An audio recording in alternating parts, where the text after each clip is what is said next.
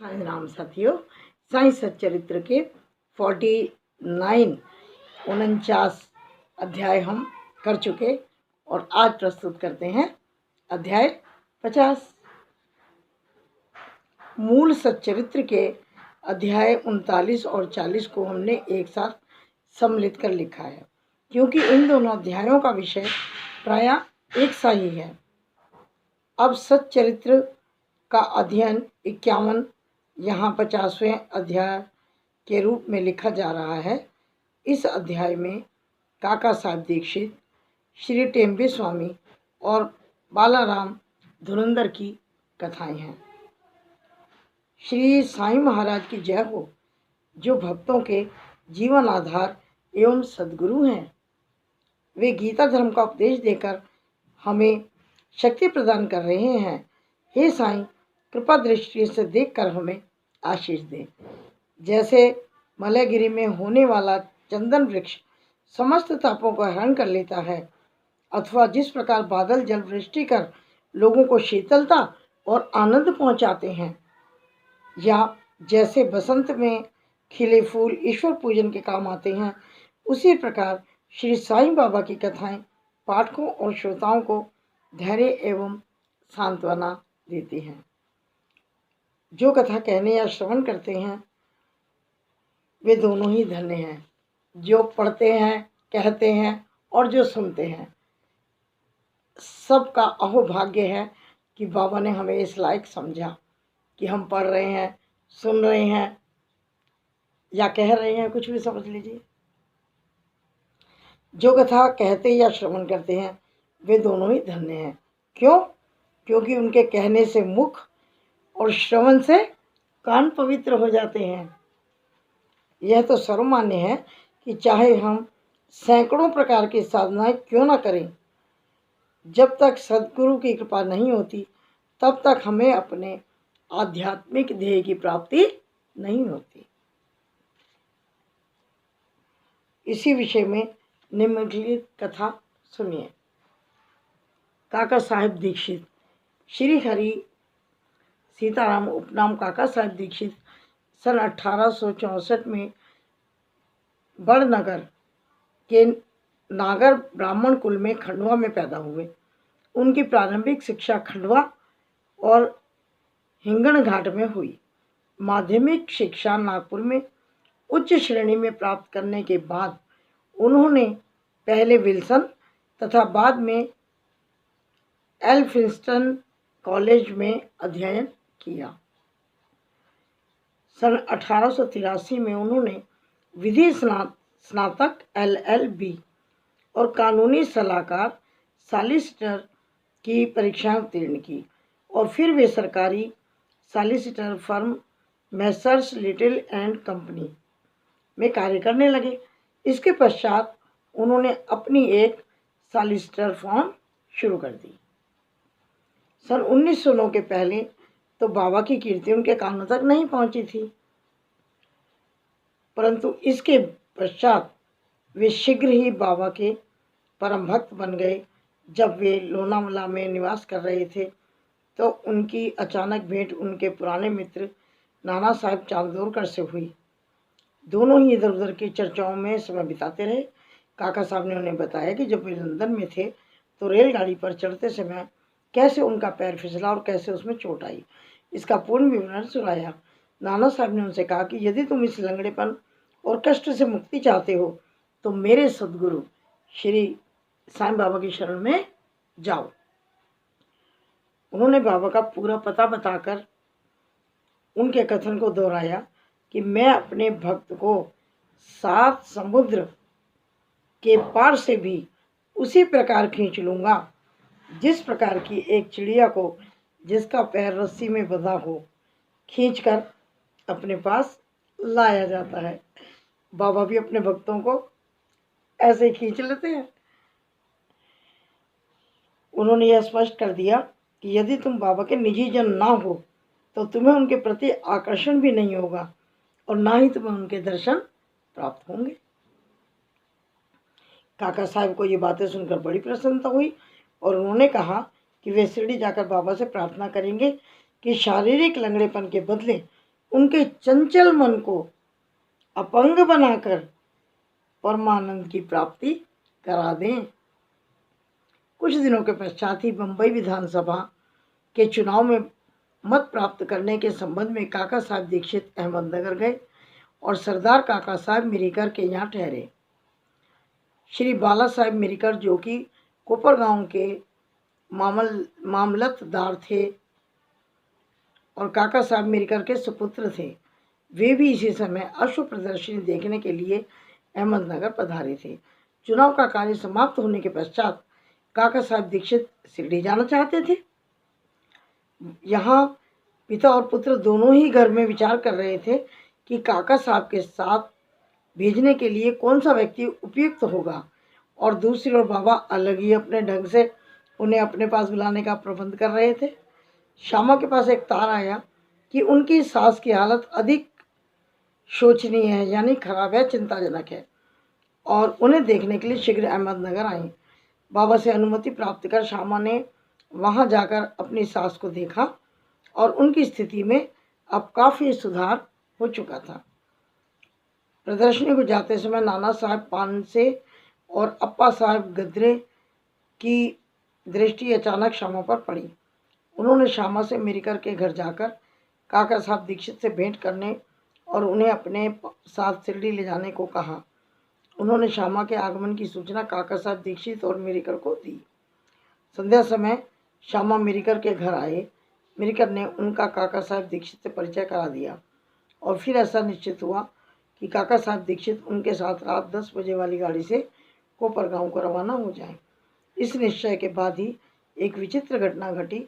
बाला साहब मिरीकर के ने बाबा के एक बड़े चित्र पर पर्दा हटाकर काका साहब दीक्षित को उनके दर्शन कराए, तो उन्हें यह देखकर आश्चर्य हुआ कि जिनके दर्शन करने के लिए मैं शिरडी जाने वाला हूँ, वे तो इस चित्र के रूप में मेरे स्वागत हेतु यहाँ विराजमान है।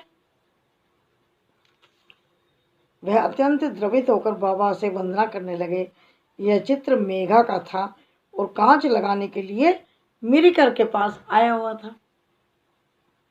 दूसरा कांच लगवाकर उसे काका साहब दीक्षित तथा श्यामा के हाथ वापस शिरडी भेजने का प्रबंध किया गया। 10 बजे से पहले ही स्टेशन पर पहुंचकर उन्होंने द्वितीय श्रेणी का टिकट ले लिया। जब गाड़ी स्टेशन पर आई तो द्वितीय श्रेणी का डिब्बा खचाखच भरा हुआ था। उसे बैठने की तिल मात्र भी जगह नहीं थी।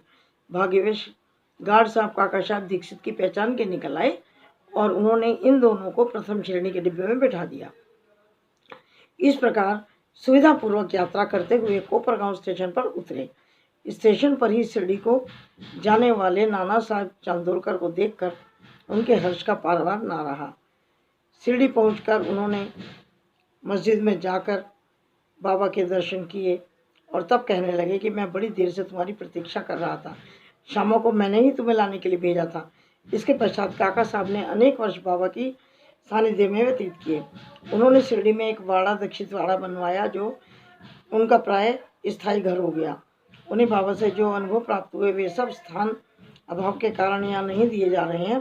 पाठकों से प्रार्थना है कि वे साईं लीला पत्रिका के विशेषांक काका साहब दीक्षित भाग 12 के अंक 609 तक देखें। उनके केवल 1-2 अनुभव लिखकर हमें यहाँ कथा को समाप्त करना है। बाबा ने उन्हें आश्वासन दिया कि अंत समय आने पर बाबा उन्हें विमान में लेकर जाएंगे, जो सत्य निकला। तारीख 5 जुलाई सन 1926 को वे हेमांड पंत के साथ रेल में यात्रा कर रहे थे। दोनों में साईं बाबा के विषय में बातें हो रही थी। वे श्री साईं बाबा के ध्यान में इतने तल्लीन थे कि तभी अचानक उनकी गर्दन हेमांड पंत के कंधे से जा लगी और उन्होंने बिना किसी कष्ट और घबराहट के अपनी अंतिम सांस छोड़ दी। यानी जैसा बाबा ने कहा था वैसा ही हुआ। अब दूसरी कथा देखिए, श्री टेम्बे स्वामी की। इससे स्पष्ट होता है कि संत परस्पर एक दूसरे को किस प्रकार भाई की भांति, भातृवत भाई की तरह प्यार करते हैं। एक बार श्री वासुदेवानंद सरस्वती, जो कि टेम्बे स्वामी के नाम से प्रसिद्ध हैं, उन्होंने गोदावरी के तीर पर राजमहेंद्री में जाकर डेरा डाला। वे भगवान दत्तात्रेय के कर्मकांडी ज्ञानी और योगी भक्त थे। नांदेड़ के एक वकील अपने मित्रों के साथ उनसे भेंट करने आए और वार्तालाप करते करते श्री साईं बाबा की चर्चा भी निकल आई। बाबा के नाम सुनकर स्वामी जी ने उन्हें करबद्ध प्रणाम किया और पुंडलीक राव वकील को एक श्रीफल देकर उन्होंने कहा कि तुम जाकर श्री भ्राता मेरे भ्राता साईं को प्रणाम कर कहना कि मुझे ना बिसारें और सदैव मुझ पर अपनी कृपा दृष्टि बनाए रखें। उन्होंने यह भी बताया कि सामान्यतः एक स्वामी दूसरे को प्रणाम नहीं करता, परंतु यहाँ विशेष रूप से ऐसा किया गया है। श्री पुंडलिक राव श्रीफल लेकर बोले, मैं इसे बाबा को दे दूंगा और आपका संदेश भी कह दूंगा। एक मास के पश्चात श्री पुंडलीक राव अन्य मित्रों सहित श्रीफल लेकर शिरडी को रवाना हो गए। जब वे बनवाड़ पहुँचे तो प्यास लगने के कारण एक नाले में पानी पीने लगे। खाली पेट पानी ना पीना चाहिए, यह सोचकर उन्होंने कुछ चिवड़ा खाने को निकाला, जो खाने में बहुत ही तीखा था, मतलब बहुत तेज़ लग रहा था।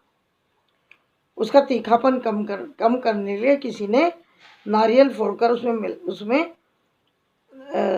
जो तोड़ लेते हैं ना नारियल को, उसे खोपरा कहते हैं, खोपरा मिला लिया और इस प्रकार से लोगों ने चिवड़ा स्वादिष्ट बनाकर खाया।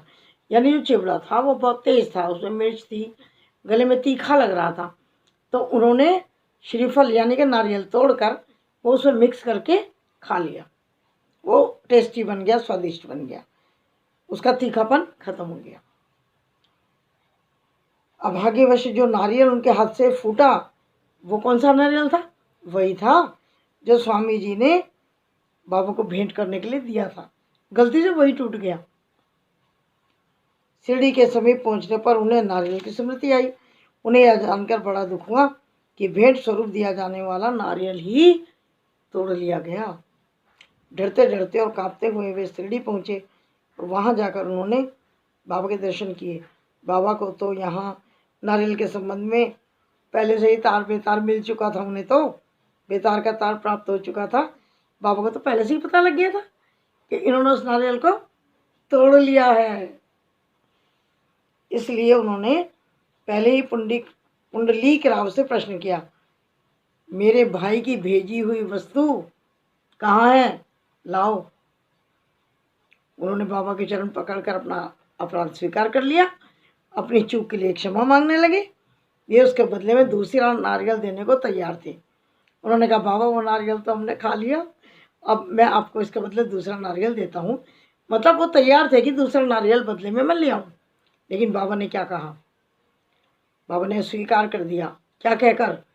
उन्होंने कहा, उस नारियल का मूल्य इन नारियलों से कई गुना अधिक था और उसकी पूर्ति इस साधारण नारियल से नहीं हो सकती। यानी आप कैसे भी कितने भी नारियल ले आओ, वो नारियल जो था, क्यों? क्योंकि उसमें भाव थे, तो उसकी पूर्ति नहीं हो सकती, बाबा ने बताया। फिर बोले, अब तुम कोई चिंता मत करो, मेरी ही इच्छा से मैं नारियल तुम्हें दिया गया था और मार्ग में मेरी ही इच्छा से तोड़ा गया था। तुम अपने को कर्तापन की भावना क्यों लाते हो? अपने को कर्ता क्यों मानते हो? कोई भी श्रेष्ठ या कनिष्ठ कर्म करते समय अपने को कर्ता ना जानकर अभिमान तथा अहंकार से परे होकर ही कार्य करो, तभी तुम्हारी प्रगति होगी। कितना सुंदर था यह आध्यात्मिक उपदेश जो बाबा ने दिया। बालाराम धुरंधर सांता क्रूज के बम्बई के श्री बालाराम धुरंधर प्रभु जाति के एक सज्जन थे। वे बम्बई के उच्च न्यायालय में एडवोकेट थे तथा किसी शासकीय विधि विद्यालय में प्राचार्य भी थे, प्रोफेसर थे। उनका संपूर्ण कुटुंब सात्विक और धार्मिक था। श्री बालाराम ने अपनी जाति की योगी सेवा की, इस संबंध में पुस्तक भी प्रकाशित कराई। उसके पश्चात उसका ध्यान आध्यात्मिक और धार्मिक विषयों की ओर चला गया। उन्होंने ध्यानपूर्वक गीता, उसकी टीका ज्ञानेश्वरी और अन्य दार्शनिक ग्रंथों का अध्ययन किया। वे पंढरपुर के भगवान विठोबा के परम भक्त थे। सन 1912 में श्री साईं बाबा के दर्शनों का लाभ उन्हें प्राप्त हुआ। 6 मास पूर्व उनके भाई बाबुल जी और वामन राव ने शिरडी आकर बाबा के दर्शन किए थे और घर लौटकर उन्होंने मधुर अनुभव भी बालाराम व परिवार के अन्य लोगों को सुनाए थे। तब सब लोगों ने शिरडी जाकर बाबा के दर्शन करने का निश्चय किया। यहाँ शिरडी में उनके पहुँचने से पूर्व ही बाबा ने स्पष्ट शब्दों में कह दिया था, आज मेरे बहुत से दरबारीगण आ रहे हैं। अन्य लोगों द्वारा बाबा के उपरोक्त वचन सुनकर धुरंधर परिवार को महान आश्चर्य हुआ। उन्होंने अपनी यात्रा के संबंध में किसी को भी पहले सूचना नहीं दी थी। सभी ने आकर बाबा को प्रणाम किया और बैठकर वार्तालाप करने लगे। बाबा ने अन्य लोगों को बतलाया, ये मेरे दरबारीगण हैं जिसके संबंध में मैंने तुम्हें पहले ही कहा था। फिर धुरंधर भ्राताओं से बोले कि मेरा और तुम्हारा परिचय 60 जन्म पुराना है। सभी नम्र और सभ्य थे, इसलिए सब हाथ जोड़कर चुपचाप बैठे बाबा की ओर देखते रहे। उनमें सब प्रकार के सात्विक भाव जैसे अश्रुपात, रोमांच, कंठावरोध आदि जागृत होने लगे। सबको बड़ी प्रसन्नता हुई। देखो, जब बहुत खुश होते हैं ना तो क्या होता है, हमारी आंखों से आंसू आने लगते हैं, हमारे शरीर में हल्का सा कंपन होने लगता है ना, और हमारा गला भी रुंध सा जाता है। हम कुछ बोल ही नहीं पाते खुशी के कारण। इसके पश्चात वे सब अपने निवास स्थान को गए। तब भोजन और थोड़ा विश्राम लेकर पुनः मस्जिद में आकर बाबा के पांव दबाने लगे। इस समय बाबा चिलम पी रहे थे। उन्होंने बालाराम को भी चिलम देकर एक फूंक लगाने का आग्रह किया। यद्यपि अभी तक उन्होंने कभी धूम्रपान नहीं किया था, फिर भी चिलम हाथ में लेकर बड़ी कठिनाई से उन्होंने एक फूंक लगाई, ऐसे करके फिर बाबा को वापस कर दी। बालाराम के लिए तो यह अनमोल घड़ी थी। क्यों थी? क्योंकि पिछले 6 वर्षों से वो सांस के रोग से पीड़ित थे, सांस के रोग से पीड़ित थे। पर चिलम पीते ही उनका रोग गायब हो गया, रोग मुक्त हो गए। भाई बाबा की दी हुई चिलम थी तो रोग तो भागना ही था। फिर कभी उन्हें वो कष्ट नहीं हुआ। 6 वर्षों के बाद फिर उन्हें एक दिन सांस का रोग का दौरा पड़ा। वह वही महापुण्यशाली दिन था जब बाबा ने महासमाधि ली। वे गुरुवार के दिन शिरडी आए थे। भाग्यवश उसी रात्रि को उन्हें चावड़ी उत्सव देखने का अवसर मिल गया। आरती के समय बालाराम को चावड़ी में बाबा का मुखमंडल भगवान पांडुरंग जैसा दिखाई दिया। दूसरे दिन काकड़ आरती के समय उन्हें बाबा के मुखमंडल की आभा पुनः अपने इष्ट भगवान पांडुरंग के सामान्य दिखाई दे रही थी। श्री बालाराम धुरंधर ने मराठी में महाराष्ट्र के महान संत तुकाराम का जीवन चरित्र भी लिखा, परंतु खेद है कि पुस्तक प्रकाशित होने तक वे जीवित न रह सके।